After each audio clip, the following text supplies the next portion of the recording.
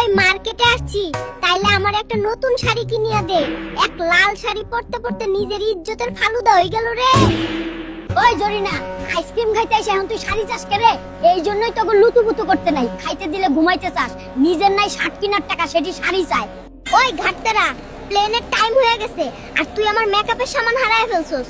বিদেশ গিয়া যদি মেকআপই করতে না পারি, গিয়ে লাভ কি? জরিনা রে, আমার মিজাজ গরম করবি না। তোরে হেইনে গিয়া মেকআপের বস্তা কিনিয়া দিমুনে। প্লেন চইলা যাইবো এখন।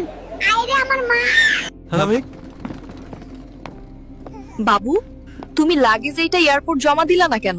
এইখানে নিয়ে আসলা কিভাবে? জরিনা বিদেশ যাইবো, কোনোদিন যায় নাই। আর পাসপোর্ট আর ভিসা নাই, তাই এইনে ঢুকাই আনছি। ওই নিম্ন বংশের পোলা, একটা ফ্যান তো লাগাইতে পারো। তোমারে ডেইলি বাতাস দিতে দিতে হাতে ব্যথা করে। আমি আর পারুম না বাতাস দিতে। এখন গেলামে আইলাম রে, কাদার ভিতরে আমার গাড়ি পুইতা গেছে। তোর চাচাই না শিল্পপতি, গর্ব করিস। হেই তো রাস্তাটা ঠিক করে দিতে পারে। গাড়িতে তেল নাই আর ওহন রাস্তার দোষ দিতাছে। আমার শিল্পপতি চাচারে কইলে ওহনই হেলিকপ্টার পাঠাইবো। 2 টাকার পোলাই আমারে সরকারি হসপিটালে ভর্তি করলো। বাপের বাড়ি থাকতে কোনোদিন এইসব ভাঙাচোঙ্গা হাসপাতালে উঠানে পা দেই নাই। শালাই আমারে এইনে ভর্তি করছে। ওই জরিনা, চাপাবাজি কমায়া কর। ভুইলা গেছত, এই হসপিটালে আমাকে জন্ম হইছিল। আর তোর আমার প্রথম দেখা এইনেই হইছিল। মৃত্যুক জরিনা।